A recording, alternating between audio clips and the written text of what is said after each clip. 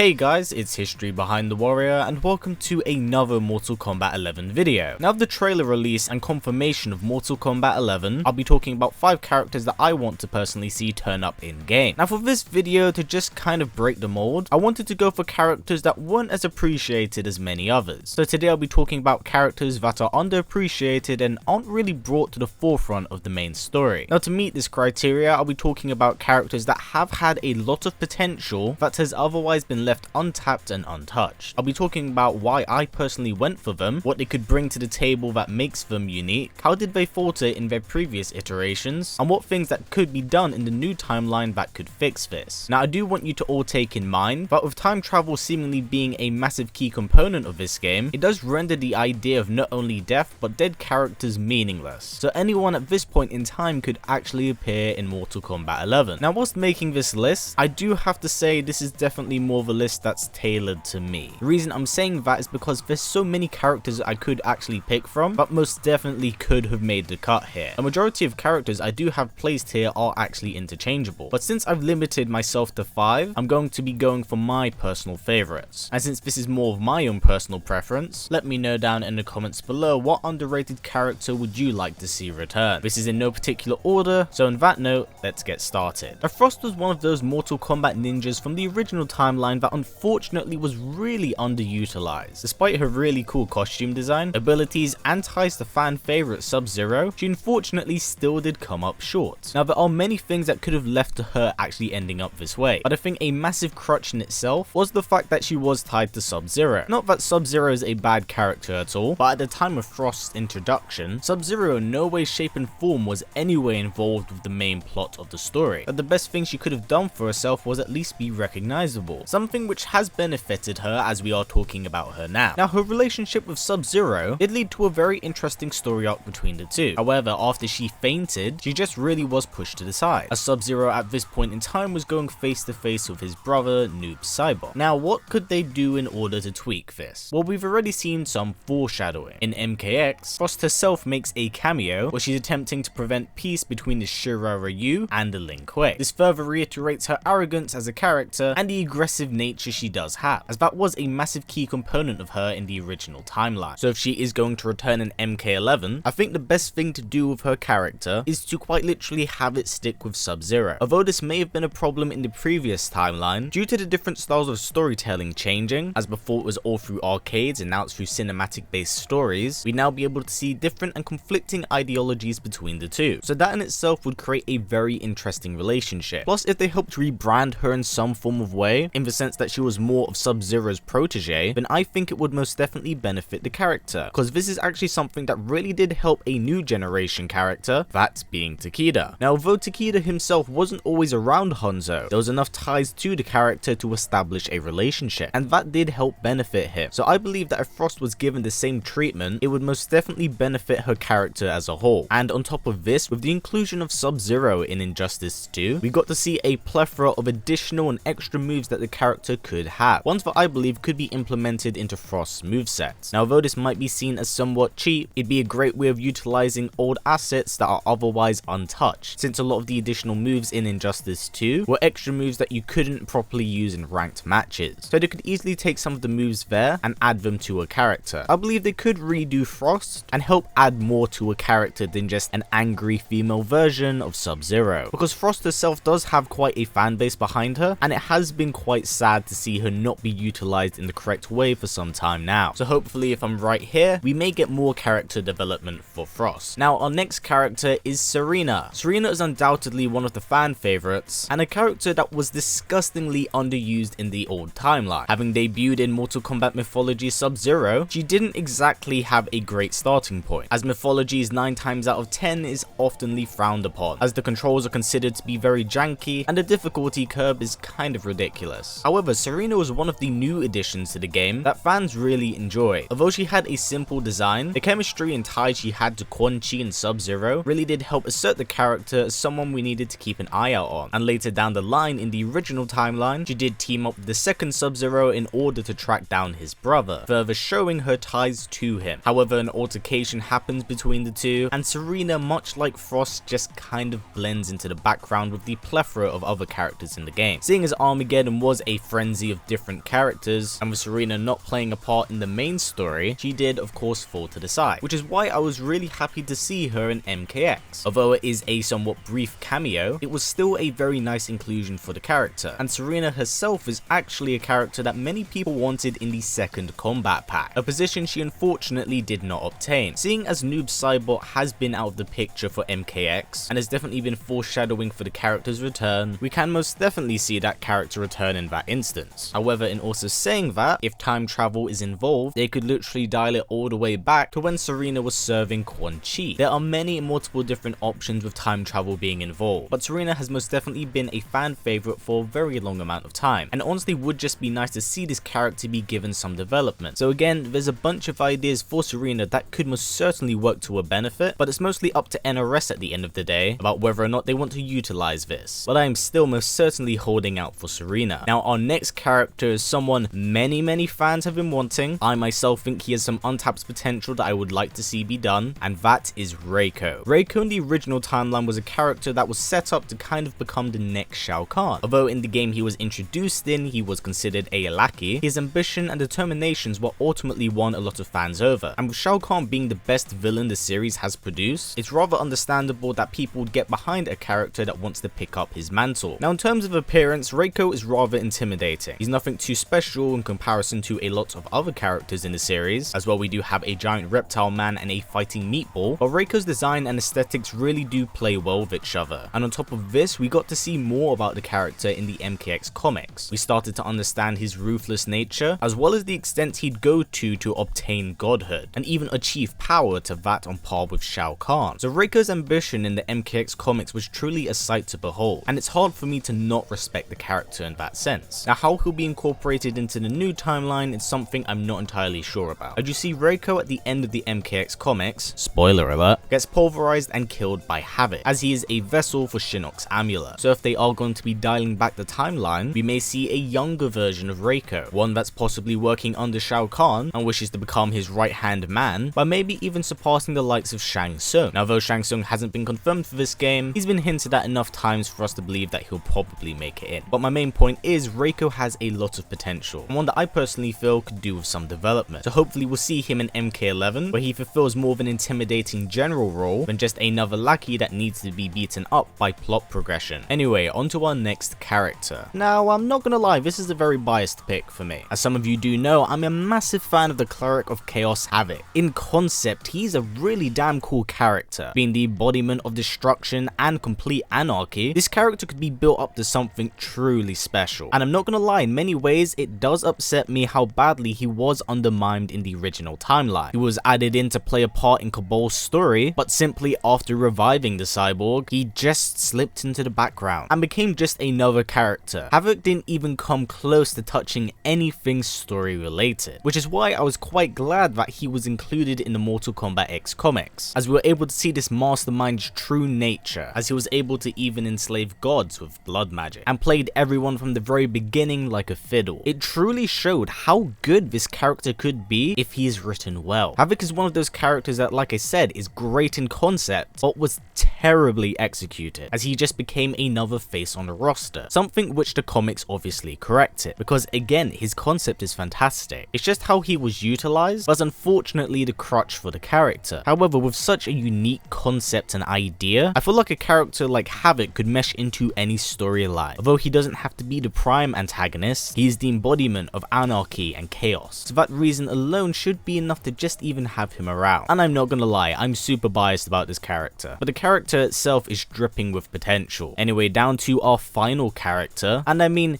everyone's been asking for this guy ever since MKX. Not having him in here would be criminal, and that is Fujin. My word, does this character really need to be in MK11. With the turn and corruption of Dark Raiden, it gives Fujin the opportunity to step up and come face to face with his former friend. And with MKX's ending painting Dark Raiden as the main antagonist for MK11, a battle amongst gods would seem very fitting, especially as the two are very close friends. This was also an idea that was established in Mortal Kombat Kombat Armageddon, but was never really capitalized on due to the story arcs of Taven and Dagon. So in MK11 we could see the god of wind and thunder clash, which is honestly something I would love to see. Fujin has always been one of the gods that's been around, but had never been utilized in such a way. In the 4th Mortal Kombat game, after Raiden obtained Elder God status, Fujin decided to step up and take over Raiden's role. But very quickly with the birth of the Deadly Alliance, Fujin in many ways was pushed to the side to bring forth not only Shang Tsung and Quan Chi, but also push the Onaga narrative with Raiden. So again, Fujin just one of those characters that does have the potential to fill up a role that's quite important, but he constantly has the opportunity taken away from him. And hell, Fujin was one of the characters that many people wanted in Combat Pack 2, but again, he just didn't fill that role. So in Mortal Kombat 11, I really do hope he does make the roster, as there would be some great and interesting dynamics between himself and Raiden, and we could finally do Fujin at least some form of justice. But yeah,